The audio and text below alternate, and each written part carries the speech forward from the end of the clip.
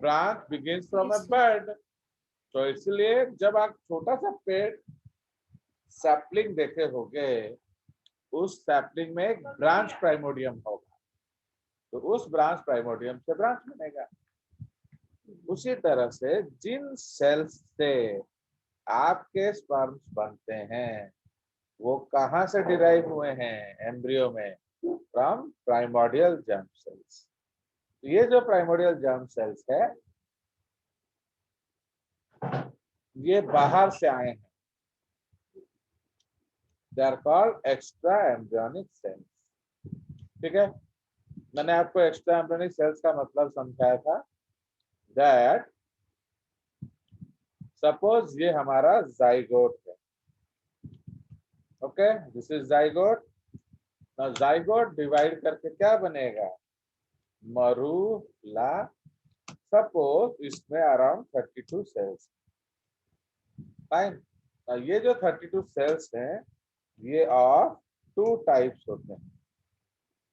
ठीक है जी। ना उसमें एक सेल, तो 1 टाइप फॉर्म्स द ट्रोफोएक्टोडर्म। समझ रहे हो? तो ये आपका नरिशमेंट के लिए, न्यूट्रिशन के लिए रेस्पॉन्सिबल है। एंड जो सेकंड है, सेकंड टाइप मेक्स एम्ब्रियो। ठीक है, मेक्स एम्ब्रियो। तो इसको हम बोलते हैं क्या? This is called embryonic disc proper या इनर सेल मास। कोई शक? तो ये सब आप अगले चैप्टर में पढ़ेंगे, that is called the embryonic development. जो हमारा रिप्रोडक्शन खत्म हो जाएगा फिर हम लोग एम्ब्रियोजेनेसिस पढ़ेंगे, तब ये सब चीज आएगा। ओके, तो इसलिए मैं थोड़ा सा पहले बता दे रहा हूँ। ओके, नाउ ये जो ईडीपी है, okay, now this EDP, so EDP has 2 types of cells. Okay, number A, that make embryo. Okay, ये एम्ब्रियो बनाएंगे, तो इसका नाम क्या है? that make embryo, तो इसको हम लोग कहते हैं इंट्रा एम्ब्रियोनिक लेयर। तो ये तीनों लेयर होंगे, एक्टो, मीजो, एंडो। एंड दूसरा है दैट मेक क्या? That make what? The accessory structure like fetal membrane. Okay, तो ये एम्ब्रियो नहीं बनाते हैं, इसलिए हम लोग इसको एक्स्ट्रा एम्ब्रियोनिक बोलते हैं। कोई शक? इसका मतलब समझे? तो इसका मतलब है दो ये उसी जाइगोट से बने हैं, बट ये एम्ब्रियो नहीं बनाते हैं। सर ईएमबी का मतलब क्या है? हाँ, सर ईएमबी का मतलब क्या है? तुम्हारा मुंडी, तुम्हारा मुंडी क्या है? एम्बी का मतलब बताओ भूमिका। एम्ब्रियोनिक। साले ये बेहोश क्यों है ये लड़का? सुनाया? तो इसीलिए अब होता क्या है, कुछ यहाँ से सेल्स, ओके, यहाँ घुस जाते हैं। फाइन। तो ये बनाते हैं क्या? तो ये बनाते हैं आपका कैंपस। समझ रहे हो? तो इसलिए इसको जान लीजिए। ओके, तो दिस इज द कॉन्सेप्ट। समझ में आया? तो इसीलिए ये जो सारे सेल्स हैं, all these cells are what? Type A spermatogonium. Okay, ये आपके एनसीईआरटी में नहीं है, तो इसलिए आपको टेंशन लेने का जरूरत नहीं है। तो ये टाइप ए स्पर्माटोगोनियम है, एंड इसका प्लॉइडी लेवल क्या है 2n 2c एंड ये किस तरह से डिवाइड कर रहे हैं they're all divided by mitosis mitosis. ठीक है तो ये माइटोसिस से डिवाइड करके क्या बनाते हैं type A type A type A type ठीक है तो अब ये सपोज ए हो गया ये भी ए है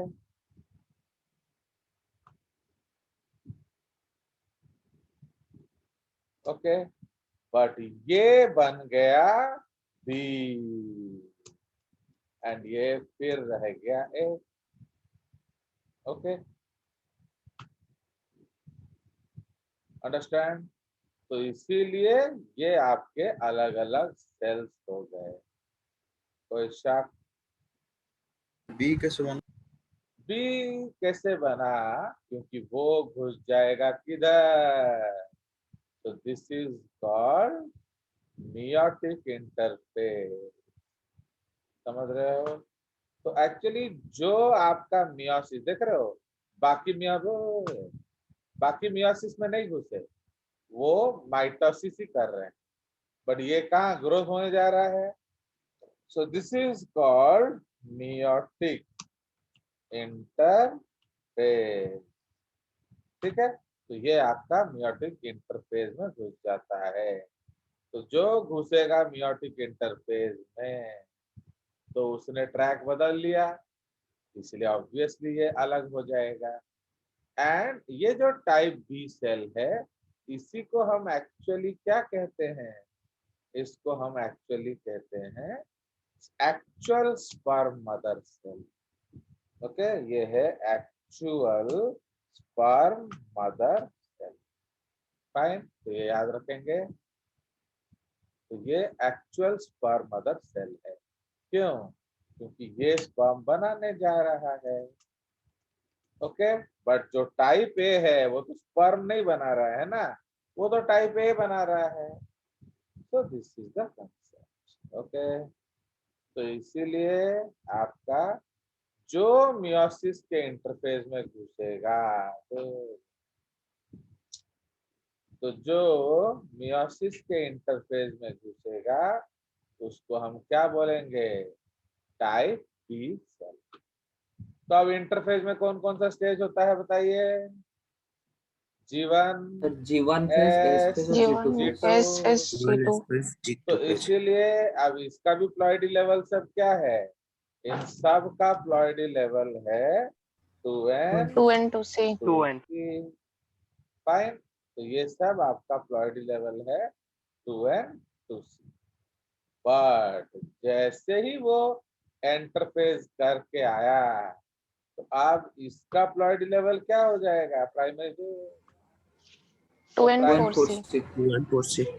यस तो जो आपका प्राइमरी स्पर्माटोसाइट है उसका प्लॉइडी हो जाएगा 2n4c क्यों बिकॉज एस फेज में डुप्लीकेशन हो गया डबलिंग हो जाता है फाइन तो एस फेज में डुप्लीकेशन हो गया फाइन फिर मियोसिस 1 होगा आप तो जानते हो मियोसिस 1 रिडक्शनल डिवीजन है तो जैसे ही रिडक्शनल होगा तो सेकेंडरी स्पर्मेटोसाइट्स का प्लॉइडी क्या हो जाएगा ये हो जाएगा N2C N2C फाइन तो this will become N2C fine तो ये आपका N2C बन जाएगा एंड फिर ये मियोसिस 2 इक्वेशनल डिवीजन है तो इसका प्लॉइडी लेवल क्या हो जाएगा NC ईच का हो जाएगा N कॉमा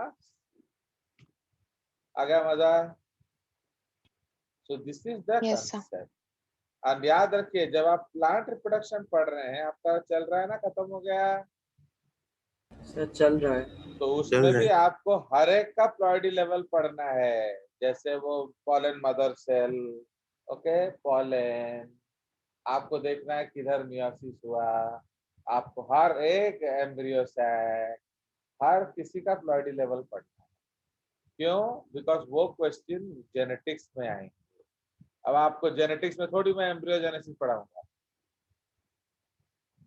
तो समझ रहे हो जेनेटिक्स में हम जेनेटिक्स पढ़ेंगे तो इसलिए ये सब आप यहीं से पढ़ के जाएंगे, तब जाके समझ में आएगा। कोई शक? समझ रहे हो? तो इसलिए वहां एक्सपेक्ट नहीं करना कि सर आपको पढ़ा देंगे, क्योंकि वो तो इधर का टॉपिक है ना। तो लाइक दैट, तो इसीलिए ईच का होगा एक्स।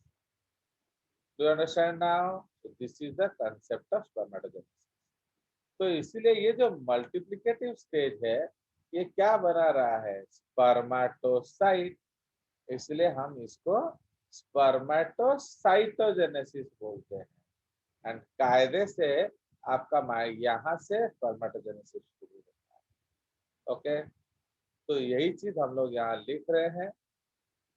तो दे originated from PGCs, okay, extra that originated from some cells, okay.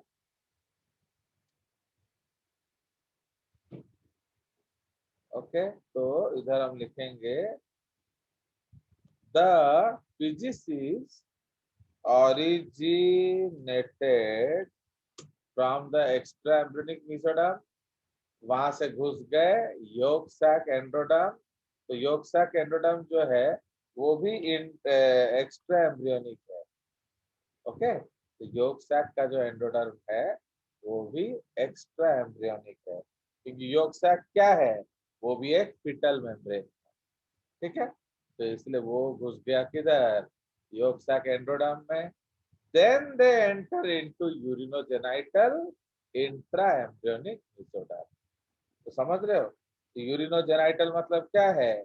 Kidney और जेनाइटल दोनों जिससे बनेंगे वो एम्ब्रियोडर्म में घुस गया। Clear? So now these cells are known as क्या? Yes, sir. So now these cells are known as type A spermatogonia, जो कि टोटिपोटेंट स्पर्म सेल लाइन है and will produce sperm mother cells forever. तो इसीलिए जब तक आपका type A cell होगा तब तक आप क्या बना सकते हैं? बोलिए। Sperm mother Sperm. Cell. Sperm mother cell या एग मदर सेल, बिकॉज ये तो कॉमन चीज है ना। तो इधर मेल में हम उसको क्या बोलेंगे? Sperm mother cell. फीमेल में उसको क्या बोलेंगे? Egg mother cell. तो इसलिए जब तक आपका टाइप ए होगा, तो यहाँ फीमेल में एक डिफरेंस होता है। फीमेल्स में क्या होता है? जैसे अभी तुम्हारा जो ग्रैंडफादर है उनके बॉडी में भी टाइप ए स्पर्म सेल होगा एंड उनका भी अभी स्पर्म बन रहा है। समझ रहे हो? बट जो गर्ल्स हैं, हमारे क्लास में इतने लड़कियां हैं, एक का भी टाइप ए उगोनिया नहीं। तो समझ रहे हो क्यों? यही डिफरेंस है। तो oogenesis में क्या है? आप जो फीमेल्स में जब आप एम्ब्रियो थे, मतलब जब आप अपने मम्मी के पेट में थे, तब सारा टाइप ए टाइप बी बन गया। इधर हम लोग क्या देख रहे हैं? एक टाइप बी बना, बाकी सब क्या बन गए? Type A.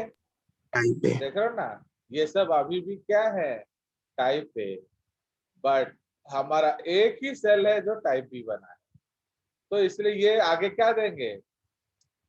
फिर टाइप ए देंगे। Okay, but Yes. बी क्या देगा? बी देगा स्पर्म। स्पर्म। इसीलिए मेल्स में क्यों मरते दम तक स्पर्म बनता है? क्योंकि उनका मरते दम तक टाइप ए सेल्स रहते हैं, बट फीमेल्स में ऐसा नहीं होता। ठीक है, चलिए। तो उसके बाद फीमेल्स में क्या सब बी टाइप हो जाते हैं? all will become B type before their delivery। समझ रहे हो? तो फीमेल्स में सारे के सारे बी टाइप हो जाएंगे आफ्टर देयर डिलीवरी। मैंने एक बार एक बेटी पैदा हो गई, उसका मतलब क्या है? अब और कोई ए नहीं रहा। तो इसीलिए जनरली गर्ल्स में क्या होता है? दैट इज गर्ल्स में मेनोपॉज हो जाता है ना, क्योंकि उनके अंडे पहले से बन चुके हैं। तो अब जब खत्म हो जाएगा तो मेनोपॉज हो जाएगा। बट मेल्स में क्या होता है? उनका स्पर्म का फैक्ट्री अभी भी है। तो इसलिए जब तक है टाइप ए, वो गाना नहीं है, जब तक है समोसे में आलू, तो उसी तरह से जब तक आपके बॉडी में टाइप ए है तब तक क्या है, आप स्पर्म बना सकते हैं। अंडरस्टैंड ना? तो after puberty one of these daughter cells will become type B spermatogonia. Okay, so ये बन जाएगा क्या, एक्चुअल स्पर्म मदर सेल। समझ रहे हो? And and will enter into meiosis interphase. Okay, and the other will remain type A. समझ में आ गया? So like that. तो इसीलिए this step where type A cells keep producing type A cells by mitosis is referred to as क्या? तो इस step को हम लोग क्या बोलते हैं? इसको हम लोग बोलते हैं स्पर्मेटोसाइटोजेनेसिस। Okay, spermatocytogenesis. ठीक है जी? क्यों? Because as they will ultimately produce क्या, spermatocytes। समझ में आया? तो अल्टीमेटली ये क्या बना रहा है, स्पर्मेटोसाइट्स, इसलिए इसको हम स्पर्मेटोसाइटोजेनेसिस बोलते हैं। क्लियर? उसके बाद आ जाएगा स्पर्मेटोजेनेसिस। समझ रहे हो? तो नेक्स्ट स्टेप है हमारा क्या, स्पर्मेटोजेनेसिस। तो इसलिए ये जो स्टेप है स्पर्मेटोजेनेसिस, इसको अगले लाइन में ले जाएंगे ना। चलिए, तो अब हम लोग पढ़ेंगे क्या, spermatogenesis. Fine, so now we will start spermatogenesis। तो इसलिए आपके बुक्स में इसको क्या दिया होगा, मल्टीप्लिकेटिव फेज। तो इसलिए अगर आप जैसे स्कूल में लिखोगे तो आप स्पर्मेटोसाइटोजेनेसिस नहीं लिखोगे, आप क्या लिखोगे, आप लिखोगे मल्टीप्लिकेटिव फेज। कोई शक? No sir. चलिए, तो उसके बाद आ जाएंगे नाउ। अब हमारे पास क्या है, so the type B cells enter into क्या, meiosis interphase। Okay, meiosis interphase लोग जानते भी नहीं है कि meiosis का इंटरफेज होता है, कॉमा कंप्लीट जीवन। उसके बाद क्या होगा, एस। तो इसमें क्या होता है, डुप्लीकेशन और क्या, डीएनए। Genetic material. ओके, तो डुप्लीकेशन ऑफ डीएनए से क्या हो जाएगा, two C becomes what, 4C। 4C। Okay,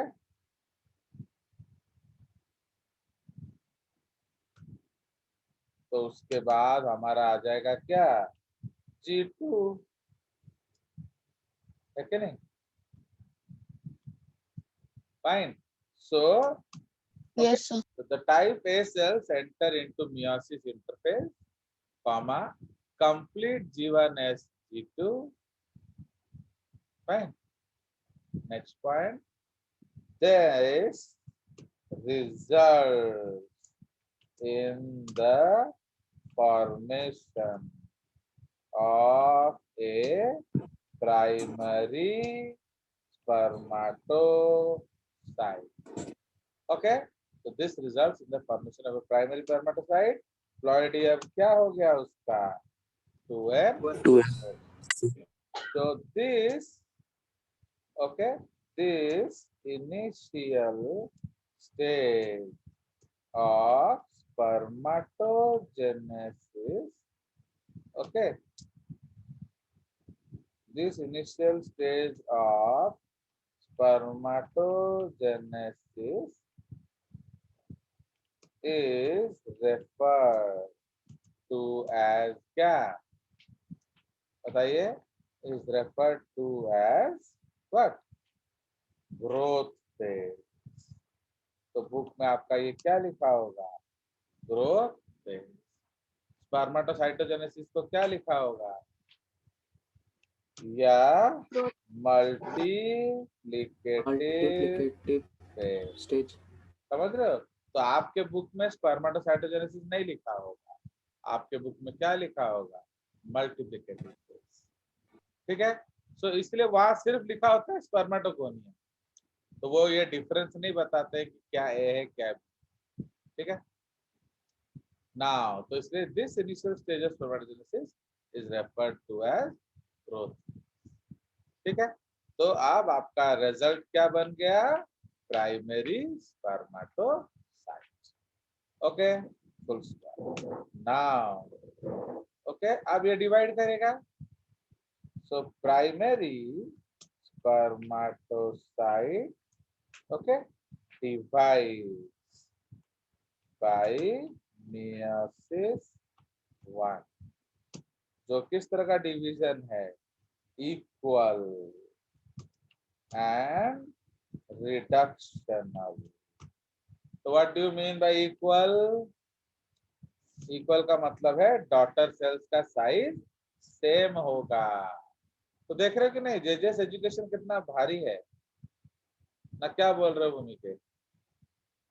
तो इसलिए प्राइमरी डिवाइड मियोसिस 1. तो इक्वल का मतलब क्या है? दोनों डॉटर सेल्स सेम है.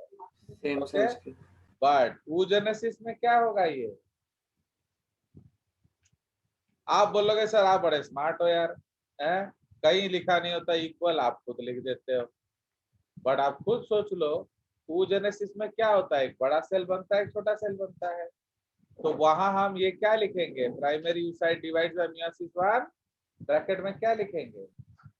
Unequal and reductional. Unequal reductional. समझ आया क्यों अनइक्वल लिख रहे हो? क्योंकि एक बड़ा सेल बनेगा एंड एक काफी छोटा सेल बनेगा. कोई शक?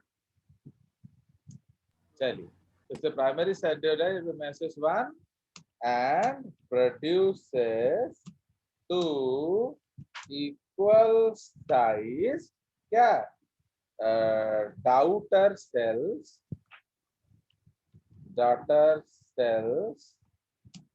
known as क्या? बोलिए. Secondary secondary spermatocyte. Spermatocyte. Ploidy क्या हो गया? एन. इनटू. समझ में आया? तो इसलिए अब आपका सेकेंडरी स्पर्मेटोसाइट. ठीक है. तो this is called an.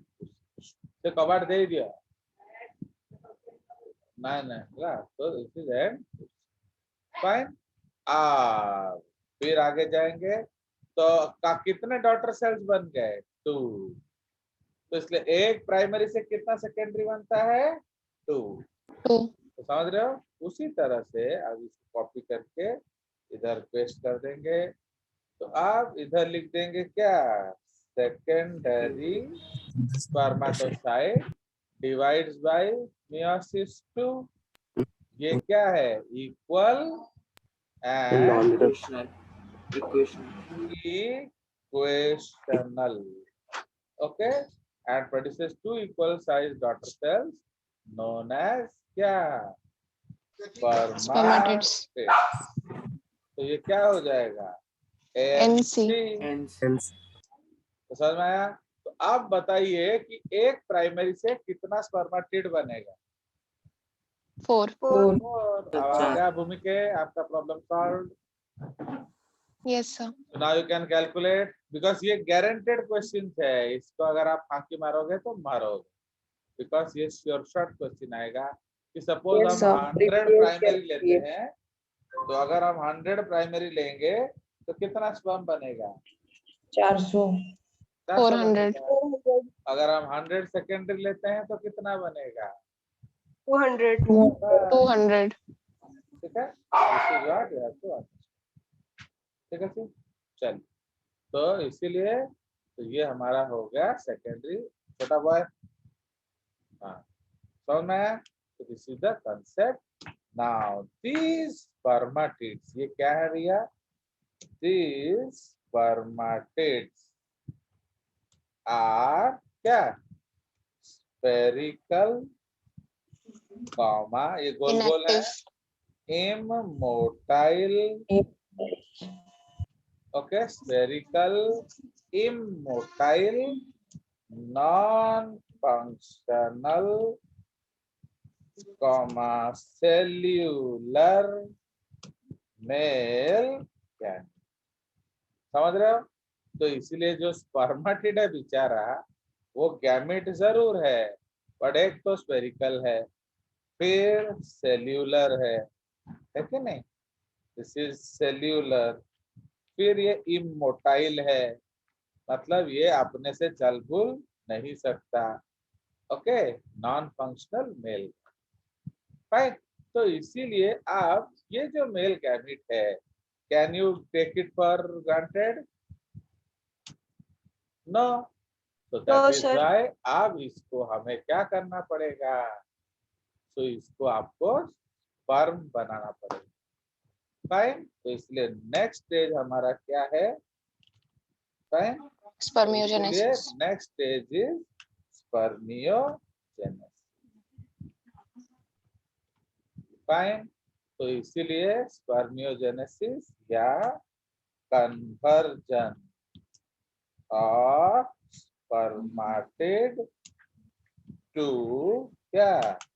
Spermatozoa. Spermatozoa, to spermatozoa. Understand? तो दिस इज द कंसेप्ट।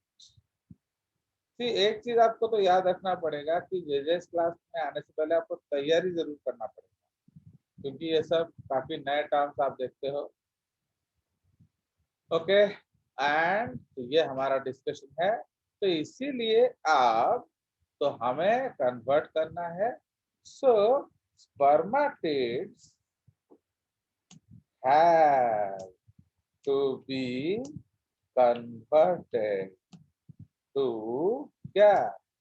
उल्टा, specially designed comma hydrodynamic comma